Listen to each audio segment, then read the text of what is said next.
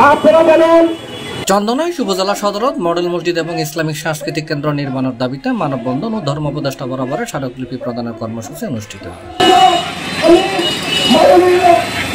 নভেম্বরের 16 তারিখ শনিবার সকালে চন্দনাইশ সচেতন জনসাধারণের উদ্যোগে মানববন্ধনত শিক্ষাবিদ মোহাম্মদ নুরুল আলম বিএসসি সভাপতিত্বে সংগঠক মোহাম্মদ আলমগীর ইসলাম বৈদিক সঞ্চালনায় থানাবাজার চত্বর নেজি এই মানববন্ধন অনুষ্ঠিত হয়।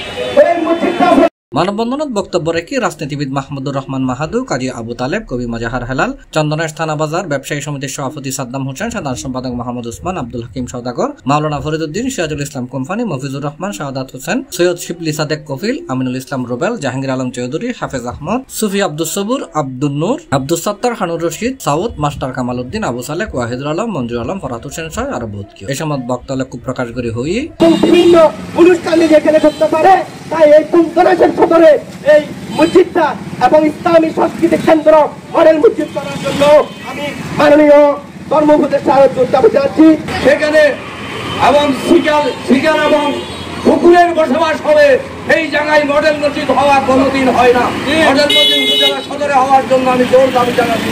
সংগ্রামী সাথী বন্ধুরা, আমি উপদেষ্টা পরিষদের নেতৃত্বের কাছে আমি আহ্বান জানাবো, আমি চন্দনাইশ পৌরসভা বিএনপির পক্ষ থেকে মডেল মসজিদ চন্দনাইশ সদরে হওয়ার জন্য জোর দাবি জানিয়ে চাই যেভাবে চললে আল্লাহ তুমি হুদারাজি হবে, তোমার প্যারা হাবিব খুশি হবে, সেভাবে চলার তৌফিক দান করো আল্লাহ। আপনাকে ফিরলি বলো আল্লাহ তাইয়্যিবাল মুমিনিন। C+ চট্টগ্রাম।